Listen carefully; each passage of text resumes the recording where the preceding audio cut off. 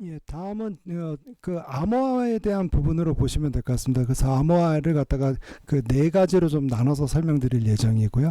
그 첫 번째는 그 지리문 코드 4.3.1번 부분입니다. 그래서 인증 정보, 고유 식별 정보 등 중요 개인 정보에 대해서 저장하는 경우에 그 안전한 암호화 저장으로 계획하고 있는지에 대한 부분으로 보시면 될 것 같고요.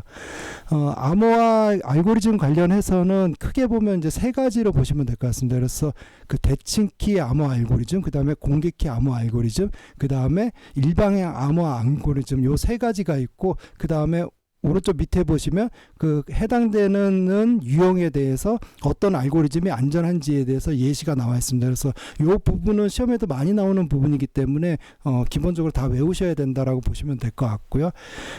요렇게 좀 보시면 될 것 같습니다. 그 첫 번째 이제 대칭키 암호 알고리즘 같은 경우에는 보통은 이제 데이터를 송신하거나 아니면 데이터를 저장할 때 나중에 다시 이제 원복을 해야 되는 부분들이 있습니다. 그래서 예를 들어서 뭐 주민번호를 갖다가 암호화해서 저장했는데 나중에 정보 시스템에서 그 주민번호가 뭔지를 갖다가 눈으로 취급자가 봐야 된다라면 다시 원복을 시켜야겠죠. 그러니까 그런 식으로 그 저장한 거를 갖다 암호화에 저장한 거를 원복시키는 알고리즘, 그게 보통 대칭키 알고리즘을 쓴다라고 보시면 될 것 같고요. 그 다음에 양방향 일방향 암호화 알고리즘이라 그래가지고 보통 이제 SHA-256 이상의 알고리즘을 의미하는데, 그 일방향 암호화 알고리즘 같은 경우에는 한번 암호화돼서 들어가면 그거를 다시 복호화시킬 수 없는 알고리즘을 일방향 암호화 알고리즘이라고 이해하시면 될 것 같습니다. 그래서 대표적인 게 비밀번호 같은 경우는 한번 저장이 되면은 그 저장된 값이 을 다시 원복해 가지고 비밀번호는 이거구나 라고 볼 수 없게 만드는 것들, 그게 일방향 알고리즘으로 보시면 될 것 같고요. 마지막은 이제 공개키의 암호화 알고리즘 같은 경우에는 보통은 뭐 데이터를 갖다가 뭐 저장하거나 이때 쓴다라기보다는 그 데이터를 갖다가 이제 전송을 할 때 보통 이제 부인 방지라든가 서명이라든가 이런 부분들, 아니면은 그 지금 암호화 키를 갖다가 그거를 갖다가 다시 암호화 시켜가지고 전송을 할 때, 이때 좀 사용하는 알고리즘으로 좀 보시면 될 것 같습니다. 그 왼쪽 밑에 보시면은 기본적으로 이제 그 비밀번호를 저장을 할 때 그 비밀번호에 대해서 MD5 방식으로 일방향 암호화 알고리즘을 쓰고 있는데, MD5 자체가 안전하지 않은 알고리즘으로 되어 있습니다. 그래서 기본적으로 MD5 말고 SHA-256 이상으로 하셔야 된다라고 보시면 될 것 같고요. 그래서 이제 부분 이행으로 평가했다라고 보시면 될 것 같습니다. 예, 그 저장 시 암호화 두 번째 부분입니다. 그래서 지리문 코드는 4.3.2번이고요. 그래서 이용자의 개인정보 또는 이용자가 아닌 정보 주체의 그 고유식별 정보를 갖다가 취급자의 컴퓨터라든가 모바일 기기, 그 다음에 보조 저장실에 저장할 때는 그 안전한 암호 알고리즘을 통해서 암호화를 시켜야 된다라고 하는 부분으로 보시면 될 것 같고요.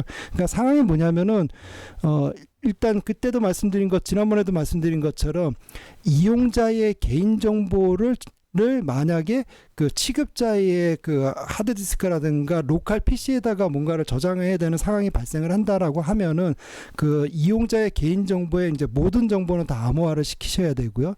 만약에 이용자가 아닌 뭐 강사 정보라든가 뭐 이런 부분들이 있다라고 하면은 그 중에서 이제 고유 식별 정보, 그러니까 주민번호 같은 것들이죠. 주민번호 같은 것들은 다 암호화돼서 저장이 돼야 된다. 이렇게 좀 보시면 될 것 같습니다. 그래서 오른쪽 하단에 보시면은 그 암호화하는 방식에 대해서 문서 도구를 이용한 암호화도 있고, 그 다음에 뭐 OS에 대한 암호화도 있고, DRM이라고 하는 솔루션에 대한 암호화도 있고, 디스크 자체에 대한 암호화, 그러니까 다양한 암호화 방식이 있기 때문에 이 중에서 가능한 방식을 통해서 개인정보를 로컬에 저장할 때는 그 암호화시켜서 저장을 해야 된다. 이렇게 보시면 될 것 같습니다.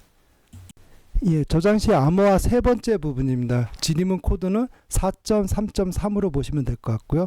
암호화된 개인정보를 안전하게 보관하기 위해서 안전한 암호화 키 생성, 이용, 보관, 배포, 파기 등의 절차를 수립하고 실제로 그 실행해야 된다라고 하는 부분으로 보시면 될 것 같고요. 주요 키워드는 안전한 암호화 키 관리 및 실행으로 보시면 될 것 같습니다. 그 왼쪽 하단에 보시면 이제 그 증적이 나와 있는 부분이 있는데요. 그 암호화 키 관리에 대해서 그러니까 문서적으로는 잘 수립이 돼 있으나 그 실제적으로 이행이 되지 않는 이런 상황으로 보시면 될 것 같고, 그렇기 때문에 그 부분 이행으로 판정했다라고 보시면 될 것 같습니다.